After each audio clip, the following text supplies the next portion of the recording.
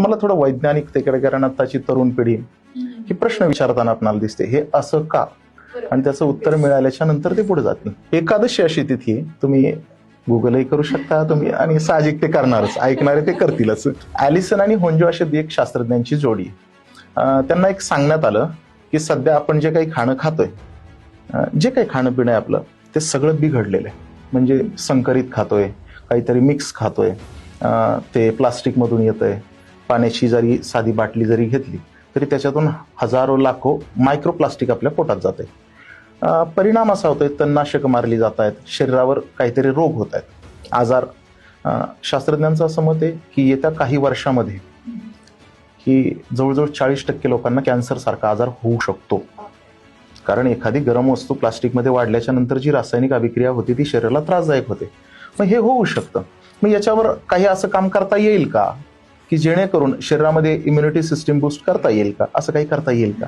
मग याच्यावर त्या दोन शास्त्रज्ञांना खूप पैसा दिला गेला, खूप वेळ दिला गेला, त्यांना अभ्यास करण्यासाठी सपोर्ट केलं गेलं, आणि त्यांच्या अभ्यासाच्या अंती त्यांनी एकच निष्कर्ष बाहेर काढला. त्या निष्कर्षासाठी त्यांना जगातला सर्वश्रेष्ठ समजला जाणारा नोबेल पुरस्कार दिला. तो नोबेल दिला गेला. असं काय त्यांनी निष्कर्ष काढला?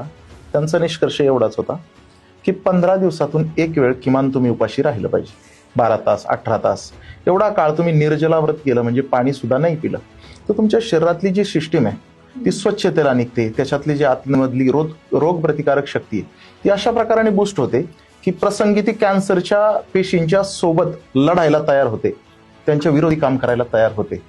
हा सिद्धांत दिला आणि त्याच्यासाठी त्यांना नोबेल दिलाय.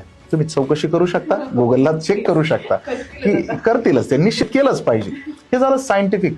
माझं एकच मत आहे, जर का आमच्या संतांनी, आमच्या देवांनी, आमच्या पूर्वासुरींनी ही व्रत फार अभ्यास करून आमच्या पायावर, आमच्या हातामध्ये ठेवलेली आहेत, मग विचार करा असे किती नोबेल तुकोबरायांच्या चरणावर ओवळावीन, फेकून द्यावे. ही आमची पिढी, सनातन परंपरा आहे आमची, की याच्यामध्ये खूप साऱ्या प्रकाराने अजूनही कित्येक शोध लागायचे बाकी आहेत.